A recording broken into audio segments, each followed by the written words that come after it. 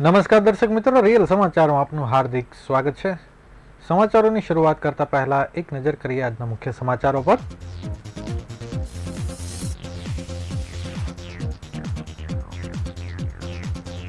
સુરત સહિત દેશભરમાં હનુમાન જન્મોત્સવની ભવ્ય ઉજવણી।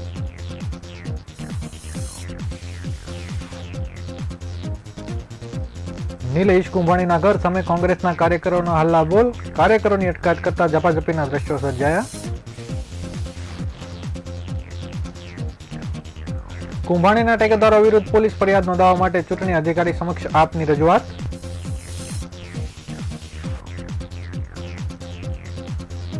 આયુર્વેદિકના ઓઠા હેઠળ નશાકારક ગોળીઓની હેરાફેરી કરતા ઈસમને સુરત એસઓજી પોલીસે ઝડપી પાડ્યો। પાટીદાર આંદોલન સમિતિના 200 કાર્યકરો ભાજપમાં જોડાઈ શકે છે। સરથાણામાં ગુપ્ત બેઠકમાં નિર્ણય લેવાશે। લોકસભાની ચૂંટણીમાં ભાજપની જીત થશે તો દેશમાં લોકશાહીને ખતરો, કોંગ્રેસી નેતા અને મહારાષ્ટ્રના પૂર્વ મુખ્યમંત્રીનું નિવેદન।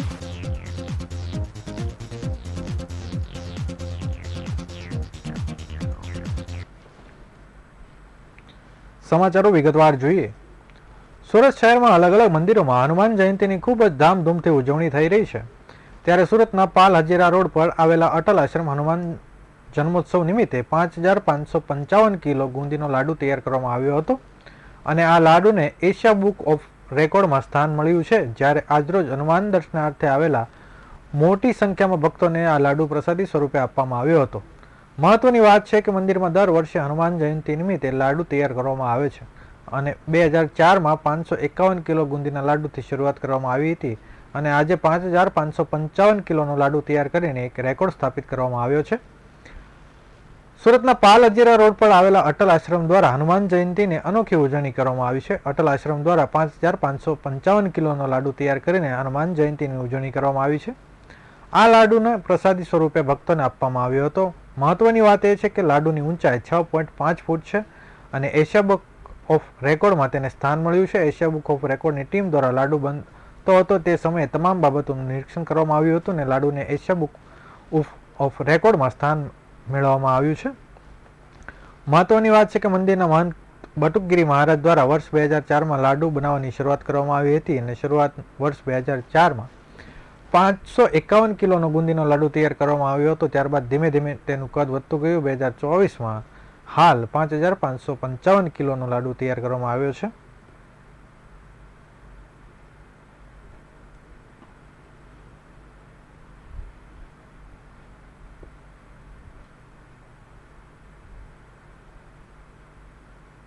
સુરત 1980ની અંદર હનુમાનજીની પ્રાણ પ્રતિષ્ઠા થઈ ત્યારે 11 માણસો અમે લોકો હતા અને આજે વિશ્વ સ્તર પર 2004થી શરૂઆત કરી અને 2024ની અંદર આજે 5555 કેજીનું વેટનો આ લાડુ હનુમાનજી મહારાજને ધરવામાં આવ્યો છે। 2004માં કઈ રીતે વિચાર અમલ કર્યો? કેટલા અમારે રાજસ્થાની ગ્રુપ રામપ્રકાશ રૂંગટા, કમલ શર્મા, અમારે રામ અવતાર ભૂત વગેરે અમારા ભક્તો જે હતા તેઓએ મને પ્રેરણા આપી, બોલે બાપુ આપણે સવામણીના ભોગની શરૂઆત કરીએ તો સવામણી એટલે 250 કિલો સવામણી થાય રાજસ્થાનીમાં, આપણા ગુજરાતની અંદર 25 કિલો સવામણ થાય।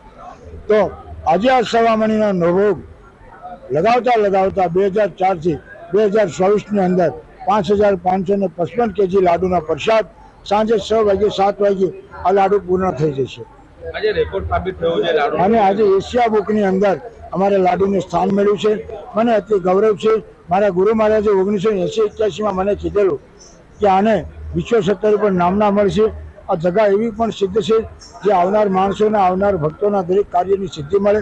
અટલ આશ્રમ પારદેશ્વર મહાદેવ। હનુમાન જન્મોત્સવની સુરતમાં ભવ્ય ઉજવણી કરવામાં આવી હતી। ત્યારે ગલોડી ધામના શ્રી અક્ષરપ્રસાદ સ્વામી દ્વારા હનુમાન જન્મોત્સવની ભવ્ય ઉજવણી કરાઈ હતી। કળશ યાત્રા, નગર યાત્રા, અન્નકૂટ દર્શન, આરતી, સર્વ બિરાજિત દેવોનું પૂજન તથા અભિષેક, દેવોનો શણગાર તથા આરતી, શ્રી હનુમંત યજ્ઞ અને રક્તદાન સહિતનું આયોજન કરવામાં આવ્યું હતું। આજે મંગળવારના રોજ હનુમાન જયંતિ જન્મોત્સવ નિમિત્તે સુરતમાં ભવ્ય ઉજવણી કરાઈ હતી। ત્યારે ગલોડી ધામ ખાતે પણ ઉજવણી કરાઈ હતી। ભગવાન શ્રી હરિની અદ્ભુત આજ્ઞાને અનુસરીને ગલોડીધામ સ્વામી શ્રી અક્ષરપ્રસાદ તેમજ પરમ પૂજ્ય વંદનીય 1008 વડતાલ ધામના પીઠાધિપતિ શ્રી લક્ષ્મીનારાયણ દેવ સંસ્થાના આચાર્ય શ્રી અજેન્દ્ર પ્રસાદ મહારાજ તથા 108 લાલજી મહારાજના નુગેન્દ્ર પ્રસાદજી મહારાજની આજ્ઞા અનુમતિથી પધારેલા પંચદેવોને ચૈત્ર સુદ પૂનમને મંગળવારના પવિત્ર દિવસે 15 વર્ષ પૂર્ણ થાય છે. ચતુર્થ વિધિ પુરુષાર્થ ધર્મ અર્થ કામ અને મોક્ષને મનુષ્ય જીવનમાં સુખ પ્રસાદિત કરવાના આ દિવ્ય દેવોના આભાસી અન્નકૂટ તથા યજ્ઞના દર્શનનો લાભ લેવા ભક્તો ઉમટ્યા હતા. તો સર્વે કષ્ટોનું નિરાકરણ કરવાવાળા શ્રી કૃષ્ણ ભજન દેવ હનુમાનજી મહારાજ તથા નવગ્રહોની પીડાને હરનાળા શ્રી નવગ્રહ પીડા હરર હનુમાનજી મહારાજનો પવિત્ર દિવસે હનુમાન જન્મોત્સવ હોય અને મંગળમય પર્વ નિમિત્તે ભવ્ય દેવોના દર્શન પૂજનનો લાભ લેવા ભક્તો પધાર્યા હતા. ગલુડી ધામના આંગણે કળશયાત્રા, નગરયાત્રા, અન્નકૂટ દર્શન, આરતી, સર્વ બિરાજિત દેવોનું પૂજન તેમજ અભિષેક કરવામાં આવ્યો હતો. હનુમંત યજ્ઞ બાદ આચીરોશન સભા યોજાઈ હતી, તો સાથે રક્તદાન શિબિરનું પણ આયોજન કરાયું હતું. અંતે મહાપ્રસાદ યોજાયો હતો, જેનો ભક્તોએ લાહો લીધો હતો. આ કાર્યક્રમમાં રાજકીય મહાનુભાવોનો શિક્ષણ મંત્રી પ્રફુલભાઈ પાનસેરિયા, કરંજ વિધાનસભાના ધારાસભ્ય પ્રવીણભાઈ ઘોઘારી, પૂર્વ મેયર હેમાલીબેન બોગાવાલા, મેયર દક્ષેશભાઈ માવાણી, સુરત લોકસભા બિનહરીફ થયેલ સાંસદ શ્રી મુકેશભાઈ દલાલ, વિરોધ પક્ષના નેતા પાયલબેન સાકરિયા, ગલોડી ધામના સરપંચ ધર્મેશ પટેલ જેવા અનેક રાજકીય મહાનુભાવો જોડાયા હતા.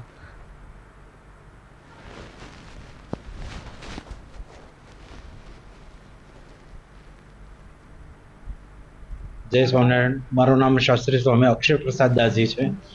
ગલુડી ધામ કામરેજ તાલુકો જિલ્લો સુરત, એમાં ગલુડી ધામ આવેલું છે. આ ગલુડી ધામ વર્ષોથી 17 વર્ષ થઈ ગયા. આજે પાટોત્સવ છે.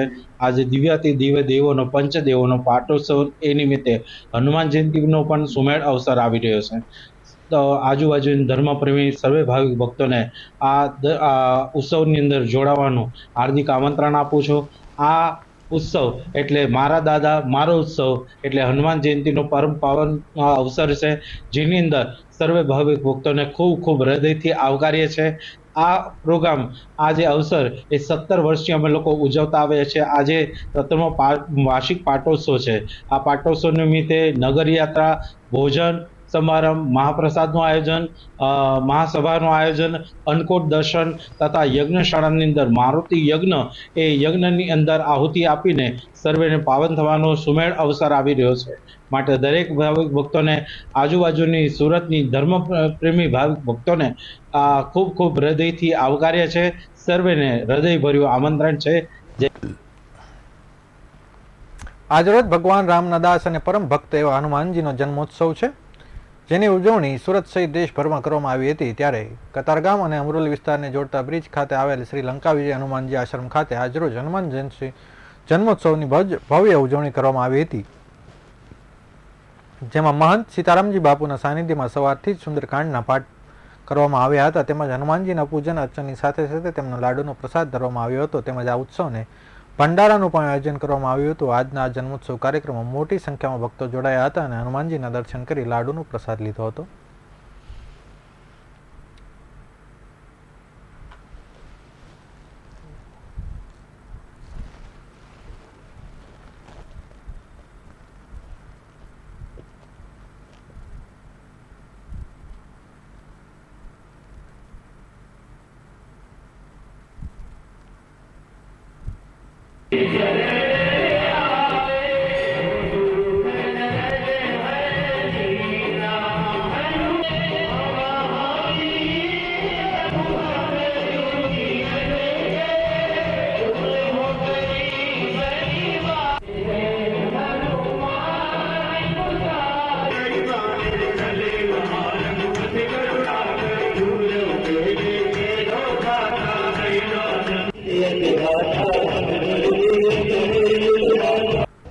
આજે हनुमान प्रगट उत्सव से लोग बोलते हैं हनुमान जयंती, उनसे मैं निवेदन करता हूँ हनुमान जयंती उनकी मनाई जाती है जिनका शरीर छूट जाता है पुण्यतिथि इत्यादि, लेकिन हनुमान जयंती नहीं। आप वो हनुमान जन्म उत्सव मनाइए, उसको जन्म जयंती ना कह के जन्म उत्सव कहिए, क्योंकि इस दिन हनुमान जी का जन्म हुआ था। लेकिन आज परंपरा चल गई है कि सब लोग बोलते हैं कि हनुमान जयंती नहीं, जयंती उसकी मनाई जाती है जिसका शरीर छूट जाता है।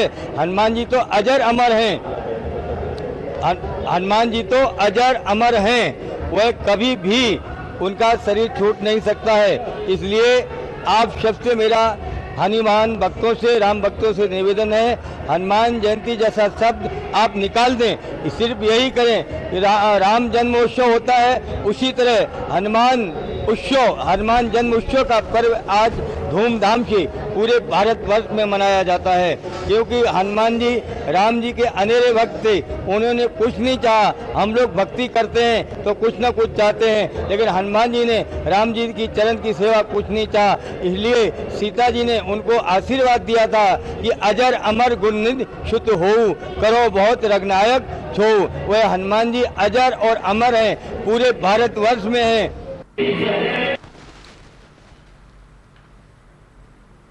સુરત લોકસભા બેઠક પર કોંગ્રેસના ઉમેદવાર નિલેશ કુંભાણીનું ફોર્મ રદ થતા મોટો રાજકીય ડ્રામા થયો છે. નિલેશ કુંભાણી અને તેના ડમી ઉમેદવાર સુરેશ પડશાળાનું ફોર્મ રદ થયા બાદ અપક્ષ સહિતના નાની પાર્ટીના 8 ઉમેદવારોએ ગઈકાલે ફોર્મ પાછું ખેંચ્યું હતું. જોકે હવે નિલેશ કુંભાણી સંપર્ક વીણો બનતા કોંગ્રેસમાં ભારે રોષ ફાટી નીકળ્યો છે. આજે સવારે કોંગ્રેસના કાર્યકરો નિલેશ કુંભાણીના ઘરે પહોંચ્યા હતા અને તેમના ઘર અને દરવાજા પર જનતાનો ગદ્દાર લોકશાહીનો હત્યારો લખેલા બેનરો લગાવ્યા હતા. નિલેશ કુંભાણીના સરથાણા વિસ્તારમાં આવેલ ઘરની બહાર તાળું મારેલું જોવા મળ્યું હતું. પોલીસે જાણ થતાં જ દોડી આવી હતી અને કોંગ્રેસના કાર્યકરોની અટકાયત કરતા ઝપાઝપીના દ્રશ્યો સર્જાયા હતા.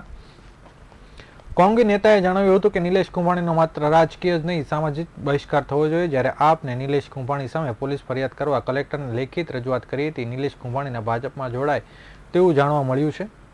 સુરત શહેર કોંગ્રેસ ઉપપ્રમુખ દિનેશ સાવલિયાએ જણાવ્યું હતું કે ભાજપની લોકશાહી ખતમ કરવા માટેની જે મુહિમ ચાલી રહી છે તેમાં સામદામ દંડ અને નીતિ વાપરી કોઈપણ ભોગે સત્તા મેળવવાની ભાગરૂપે સુરત બેઠકના ઉમેદવાર નિલેશ કુંભાણી લોભ લાલચ આપી નિલેશ કુંભાણીને ભાજપના એક હિસ્સો બની ગયા હોય તેમ લોકશાહીનું ખૂન થયું છે.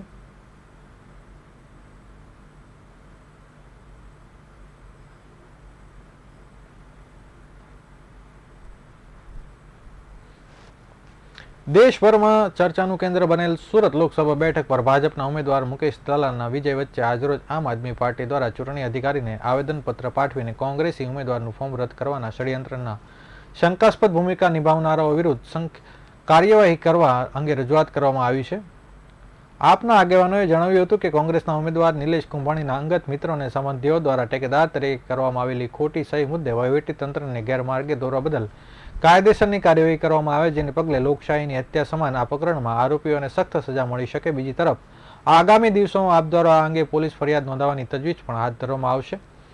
સુરત લોકસભા બેઠક પર પહેલી વખત મતદાન કરવા માટે થનગની રહેલા યુવાનો મતદારોને ભારે નિરાશા ચાંપડી છે. કોંગ્રેસના ઉમેદવાર અને તેમના મળતિયા ટેકેદારોની શંકાસ્પદ ભૂમિકા બાદ જે ઘટનાક્રમ સર્જાયો છે તે હવે જગ જાહેર થઈ ચૂક્યો છે.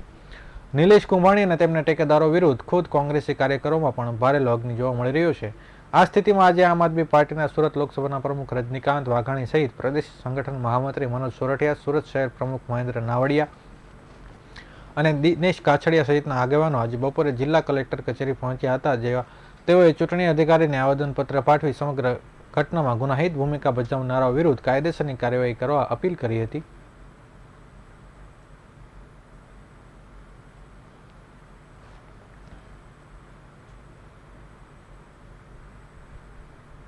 સોરઠિયા, આમ આદમી પાર્ટી સંગઠન મહામંત્રી છું.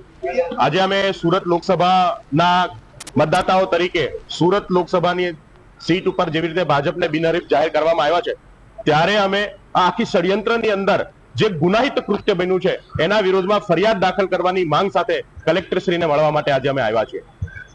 કોંગ્રેસ ઉમેદવારે જે ફોર્મ રજૂ કર્યું છે એ ફોર્મ ઉપર કલેક્ટરશ્રીએ, ચૂંટણી અધિકારીશ્રીએ એમ કહીને એમનું ફોર્મ રદ કર્યું છે કે આમાં દરખાસ્તકર્તાઓની સાઈન જે છે એ ખોટી છે. એનો મતલબ છે કે ખોટું ફોર્મ રજૂ કરવું, ખોટી સાઈનો સાથે ફોર્મ રજૂ કરવું એ ગુનાહિત કૃત્ય છે અને એમના વિરુદ્ધમાં ફોજદારી કાર્યવાહી વ્યાજબી છે. જો દરખાસ્ત કરનારાઓએ સાચી સાઈન કરી અને પછી ખોટું એફિડેવિટ રજૂ કર્યું છે કે આ જે સાઈનો છે અમારી નથી, તો એમના વિરુદ્ધમાં પણ કાર્યવાહી થાય, તપાસ થાય અને ફોજદારી કલમો મુજબ એમના વિરુદ્ધમાં પણ કાર્યવાહી થવી જોઈએ. આવી માંગ સાથે આજે અમે કલેક્ટરશ્રીને, ચૂંટણી અધિકારીશ્રીને મળવા માટે આવ્યા છે. સુરતની અંદરની આ ઘટના આઝાદ ભારતની પહેલી ઘટના છે. જો આવી જ રીતે તમામ સીટો ઉપર વિરોધી ઉમેદવારોની સાથે ષડયંત્ર રચીને અથવા તો એમને લાલચ આપીને બેસાડી દેવામાં આવશે તો ચૂંટણી પ્રક્રિયાનો કોઈ મતલબ રહેતો નથી, લોકતંત્રનો કોઈ મતલબ રહેતો નથી. આ ઘટનાની અંદર ભાજપે ખુશ થવાને બદલે, ઉત્સવ મનાવવાને બદલે આપણા સુરત અને દેશના લોકોએ ચિંતા વ્યક્ત કરવી જોઈએ. લોકશાહી ખતમ કરવાની જે મોડસ ઓપરેન્ડી છે એનું પ્રયોગ આજે સુરતમાં થયો છે એના વિરુદ્ધમાં કાયદાકીય કાર્યવાહી થાય એવી માંગણી સાથે આજે અમે ચૂંટણી અધિકારીશ્રીને મળવા માટે આવ્યા છે. આયુર્વેદિક ઓથા હેઠળ નશાકારક ગોળીઓની હેરફેરી કરતા ઈસમને સુરત એસઓજી પોલીસે ઝડપી પાડ્યો હતો. પોલીસે 6,65,000ની 66,000 નંગ ગોળીઓ જપ્ત કરી હતી અને આ મામલે વધુ તપાસ હાથ ધરી હતી. મળતી માહિતી મુજબ સુરત એસઓજી પોલીસની ટીમે ગોડાદરા મંગલ પાંડે હોલ પાસેથી 3 વ્હીલ ટેમ્પો આંતરી તેમાં તપાસ કરતા તરંગ નામની આયુર્વેદિક નશાકારક ગોળીઓ મળી આવી હતી. પોલીસે 6,65,000ની કિંમતની 66,000 નંગ ગોળીઓ જપ્ત કરી હતી. પોલીસે ડ્રાઈવર ચંદુભાઈ કાંજીભાઈ લાઠિયાની પૂછપરછ કરતા ગોળીઓ આયુર્વેદિક ઔષધિઓની બનેલી હોય અને તેમાં થોડો નશો થતો હોય જેથી પૈસાની લાલચ આપી આ ગોળીઓનું કરિયાણા સ્ટોરના માલિકને આપવા જતો હતો. વધુમાં સમગ્ર મામલે ગોડાદરા પોલીસ મથકમાં જાણવા જોગ દાખલ કરી ગોળીઓ વધુ પરીક્ષણ અર્થે FSLમાં મોકલવામાં આવી છે.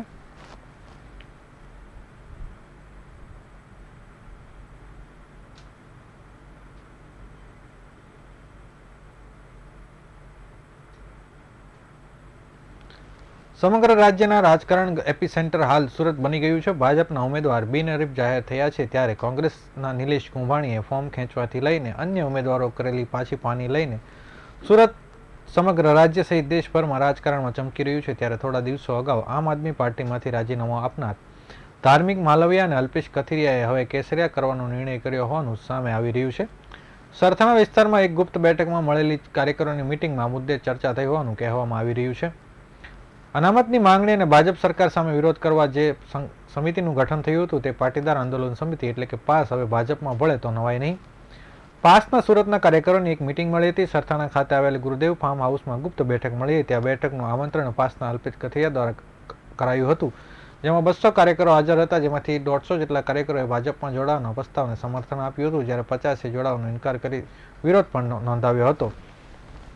સમગ્ર મિટિંગ અંગે ધાર્મિક માલવિયાએ કહ્યું હતું કે પાસના કાર્યકરોની બેઠકમાં આયોજન કરવામાં આવ્યું હતું, જેમાં હવે પછી કઈ રીતે આગળ વધવું તથા યુવાનો પર જે કેસ થયા છે તે પરત કેવી રીતે ખેંચાય અને રાજકીય રીતે શું કરવું તે અંગેની ચર્ચા કરવામાં આવી હતી.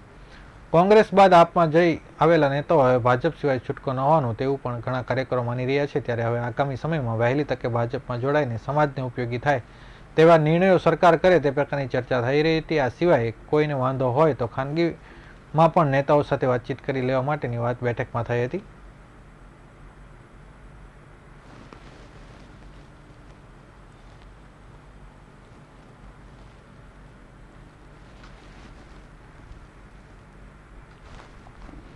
આગામી લોકસભાની ચૂંટણી માટે મતદાન થાય તે પહેલા સુરતમાં વિજય સાથે ભાજપનું ખાતું ખુલી ગયું છે. જો કે આ ઘટના બાદ આજે કોંગ્રેસના પૂર્વ મુખ્યમંત્રી સુરત આવ્યા હતા અને તેઓએ ભાજપ અને મોદી સરકાર પર ગંભીર આક્ષેપો કર્યા હતા. મહારાષ્ટ્રના પૂર્વ મુખ્યમંત્રી પૃથ્વીરાજ ચૌહાણ સુરત આવ્યા હતા. અહીં તેમણે કહ્યું કે આ લોકસભાની ચૂંટણીમાં ભાજપની જીત થશે તો દેશમાંથી લોકશાહી નહીં બચે.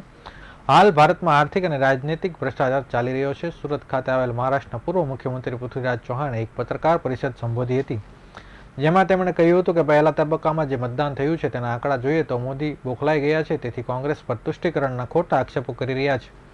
આગામી ચૂંટણી બે વિચારધારાની નહીં પરંતુ મોદી અને પ્રજા વચ્ચેની ચૂંટણી છે. મોદી સરકાર અર્થવ્યવસ્થાનું સંચાલન કરવામાં નિષ્ફળ ગઈ છે, તેના કારણે દેશમાં બેકારી અને મોંઘવારી સતત વધી રહી છે. આજે એન્જિનિયર યુવાનો પણ ડિલિવરી બોય બની રહ્યા છે. દેશમાં મોદી શાહ મોડેલ એટલે કે પ્રજા દ્વારા ચૂંટાયેલી સરકારને ઉથલાવી પોતાની સરકાર બનાવવાનું મોડેલ છે.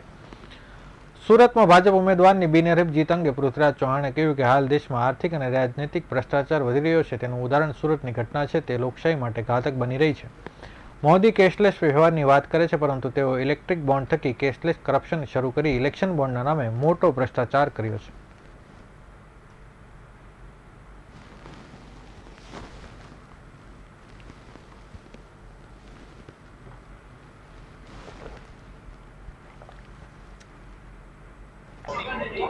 જો ફોર્મ જે રદ થયું એમાં ઉમેદવારે પાર્ટી સામે છેતરપિંડી, ધોકાબાજી, ચીટિંગ કર્યું. કારણ કે અમે ઉમેદવારને 3 દિવસથી કહીએ છીએ કે હાઈકોર્ટમાં પિટિશનમાં એફિડેવિટમાં સહી કરો. ઉમેદવાર કરતા નથી. એટલે એવું લાગે છે કે એ જો હાઈકોર્ટમાં રીટ પિટિશનમાં સહી નહીં આપે તો સ્પષ્ટ પછીથી એવું સાબિત થાય કે એણે પાર્ટી સામે છેતરપિંડી અને ચીટિંગ કર્યું છે.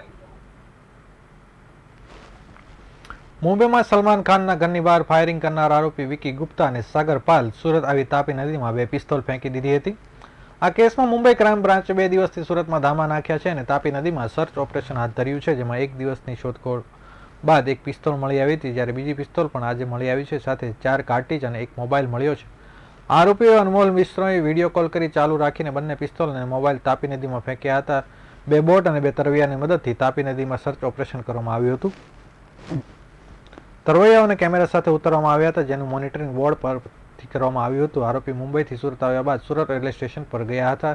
ટ્રેન મારફતે ભુજ જવું હતું, જો કે તેને ટ્રેન મળી નહોતી. રેલવે સ્ટેશન બહાર એક રિક્ષા ચાલકને તાપી નદી સુધી પહોંચવા માટે પૂછ્યું હતું. રિક્ષા ચાલકને ખાસ કહ્યું હતું કે કોઈ બ્રિજ એવો જણાવો જ્યાંથી ઓછી અવરજવર હોય અને નદીની વચ્ચોવચ સુધી પહોંચી શકાય.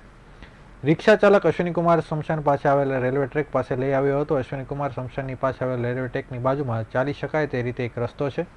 રેલવે ટ્રેકની બાજુમાં ચાલીને ત્રીજા પિલર પાસે આવીને બંને આરોપીઓ ઊભા રહી ગયા હતા અને નદીની વચ્ચે પહોંચ્યા બાદ અનમોલ વિડીયો કોલ કરવામાં આવ્યો હતો.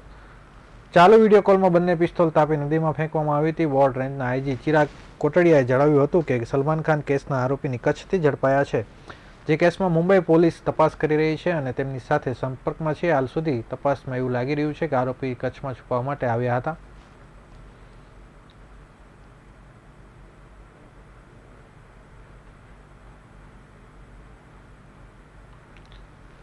વર્ષ 2006માં ચોક બજાર પોલીસ સ્ટેશન વિસ્તારમાં થયેલ ધાડના ગુનામાં 18 વર્ષથી વોન્ટેડ આરોપીને ઓરિસ્સાથી સુરત ક્રાઇમ બ્રાન્ચની ટીમે ઝડપી પાડ્યો છે. સુરત શહેર ક્રાઇમ બ્રાન્ચ પોલીસની નાસ્તા ફરતા સ્કોડની ટીમ દ્વારા પેટ્રોલિંગ કરી રહી હતી. તે દરમિયાન મળેલી બાતમીના આધારે ઓરિસ્સા રાજ્યના ગંજામ જિલ્લા ખાતે આવેલી પોલીસે એક આરોપીને ઝડપી પાડ્યો છે. પોલીસે બાતમીના આધારે દિગંબર ઉર્ફે પિન્ટુ શામસલની ધરપકડ કરી હતી. આરોપી વર્ષ 2006માં ચોક બજાર વિસ્તારમાં બનેલ ધાડના ગુનામાં વોન્ટેડ હતો. 18 વર્ષથી નાસ્તો ફરતો હતો. આરોપી દ્વારા પોતાના સાગરીતો સાથે મળીને એક યુવક પર શરીરના ઘા ઝીકી 25,000 રોકડ અને 3 તોલા સોનાની ચેઇન, મોબાઈલ ફોનની લૂંટ ચલાવવામાં આવી હતી. હાલ પોલીસે આ રીઢા આરોપીને લઈ આગળની કાર્યવાહી શરૂ કરી છે.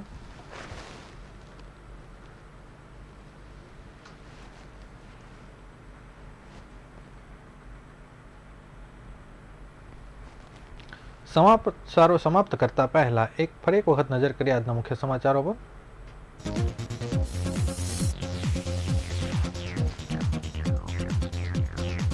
સુરત સહિત દેશભરમાં હનુમાન જન્મોત્સવની ભવ્ય ઉજવણી.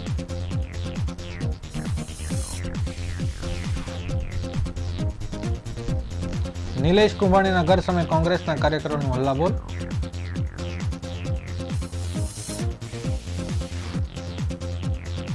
કુંભાણીના ટેકેદારો વિરુદ્ધ પોલીસ ફરિયાદ નોંધાવવા માટે ચૂંટણી અધિકારી સમક્ષ આપની રજૂઆત.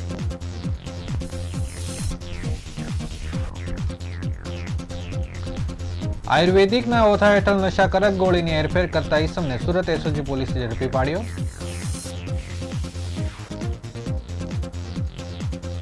પાટીદાર આંદોલન સમિતિના 200 કાર્યકરો ભાજપમાં જોડાવાની શક્યતા.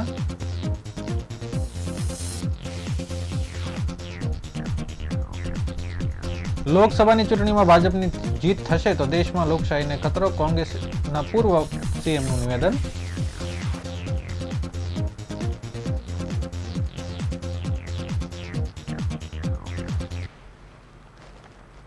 આ હતા અત્યાર સુધીના રિયલ સમાચાર. નવા સમાચારો સાથે ફરીથી મળીશું. ત્યાં સુધી રજા આપશો. નમસ્કાર.